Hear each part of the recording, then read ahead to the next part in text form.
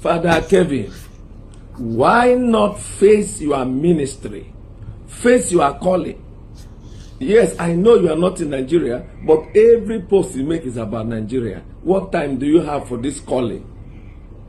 Please, can you concentrate? Leave matter for Matthias. Leave the one that is for God for God. I can assure you, right from now to 100 years, if you mean to correct Zion or Brebuka's mistake, you are approaching it wrongly. And if you mean that your write-up will make people to stop going to Zion, you are making the worst mistakes. Why not concentrate? You said, now the third thing here is that when you attack somebody, expect to get a response. If you attack somebody, expect to get a response. If a priest attack a layman, it becomes holy attack. If a layman attack a priest, it becomes touch not my anointed and do my prophet no harms. That is wrong. So today I wish to appeal to you. Concentrate on your calling. Concentrate on your mission. Of course, Father Kevin, you are not wiser than all the priests in Lagos Archdiocese. You are not wiser than all the priests in Nigeria. You are not even their spokesperson, so to say. Why not concentrate on your mission? Leave them and leave them to their God. If you make a point, it's fine. Every morning you get up. If you are not talking about seraphic, you are talking about demon members of Zion, which means that you spend all your time watching their activities and picking up holes. This is not maturity. My second advice is to priests and friends of Father Kevin. I see some of you resharing his post. You will not talk, but when he sends, you will repost it. In other words, he's speaking your mind. You are not doing him any good. If you love him, advise him. If you are his superior in his congregation, please advise him. He is overstepping. If care is not taken, there will be physical violence. And that day you hear that some layman beat up a priest, or that a priest is beat up a layman, or that at the end of the day, touch not my anointed. But right now, you people are sharing his posts. Right now, he's speaking your mind. Right now, some of you cannot tell him the truth. Tell him the truth before these things get out of hands. Tell him the truth now before these things get out of hands. Every morning, your content is Zion Ministry. Cherubim and Seraphim is not your content. Celestial Church is not your content. Other religions without Christ, they are not your content. Other issues that we have in the church, they are not your content. All your content is Zion. If he is your friend, I advise you, caution, correct him. If I owe a good advice to Mr. Kelvin Ugu, a good advice you have decided to flood your Facebook page with the picture Evangelist Ebuka Obi, and they post to picture Evangelist Ebuka Obi in where onya arrange and tumbom a prophecy in where you openly with picture go. All na people now be for you. The mother they put touch not my anointed. Manuki fe na agwa father maka ipuputelo onwe ife yeme. Oh Chineke ya kpo many of you oko. Chineke ya kpo many of you oko. Ebu no decide no ya, and just like into these brothers we puketa. Ona made the video. Ofadun de father ane share. Ofadun de father ane share. Ona ya caution ne. Epu go before say one day aye tifadi ife.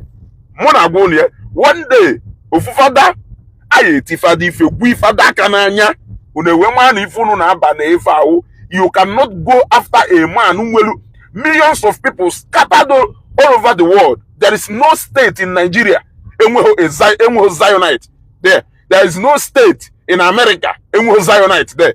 There is no state in any African country and we Zionite there. You cannot go after this same man thinking that the best way you can handle this man is to come to social media to come and do social media dragging. One day, when he each the one day, call duga away, result to physical gono or will leave advice. This our brother Nenye. Then we gotta go now. Padonu, father, barrier brother, or correction. Mana brother, Gwafadoku. Or touch not my anointed. Anul me funne kwa one na nwoke kwuru eketa. O sego na father barrier father gwa a brother okwu or correction.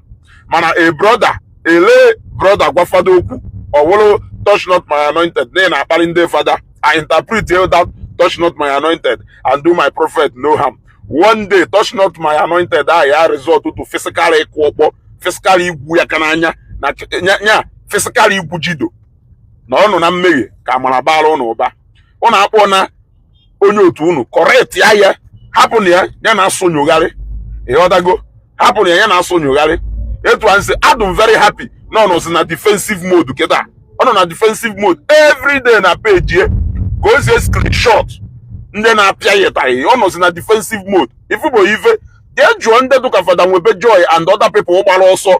You think it's easy?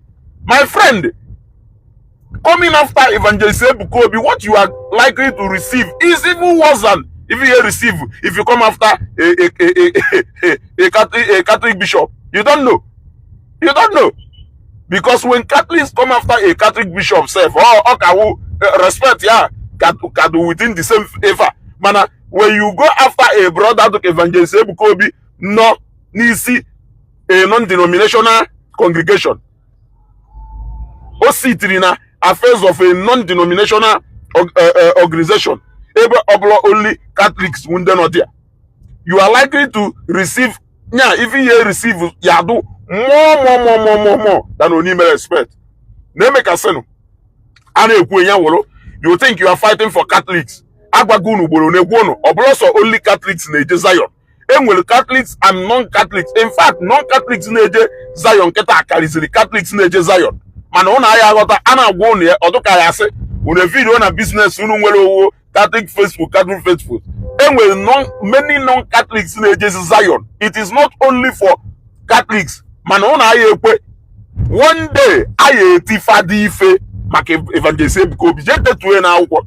One day, aya akofada duga make Evangelist Ebuka-Obi. Until that day, ndị ọzọ niile ya learn lesson. Preaching and message Kelvin niile wuzi gbasara Evangelist Ebuka-Obi. Or he preaches about Christ. Just like into these brothers weku. Other denominations agbasa here. Other non-Christian organizations, their affairs and their activities agbasa hozie. If one make is the sole business Evangelist Ebuka-Obi affairs. Iwe picture mmadụ na-eti na Facebook wu na-edifame na-eboye allegation na-eboye anything simply because he believe in Nigeria. One day hand go touch you. The kwa save what day today. Akuhofu father duga make Evangelist Ebuka-Obi. Other people no go learn. Ezugo share this video. Ono chokwa kwanu yezioku. Respect is reciprocal. Respect me, I respect you. For a man who has never mentioned your name for one day, but he join a page you on a daily basis, in a deep pictures here, things about him more than how many times in a day. Onya what Potarugo when if he make it too small for him. It will more like a fight to him, and you know. Manane kwe odoka ya se. Ezugo ekwukwana nka nsi kwe mana nke m na adabu. Ahanu me emere okwu ebele. Fen na do we agwa. Ofu father I collect or duga one day. Other people no go learn. Ezugo. And then they eti ife nwere ike or handing nwere ike point in akatu. They want to go. Anya sa. Mulu na anya.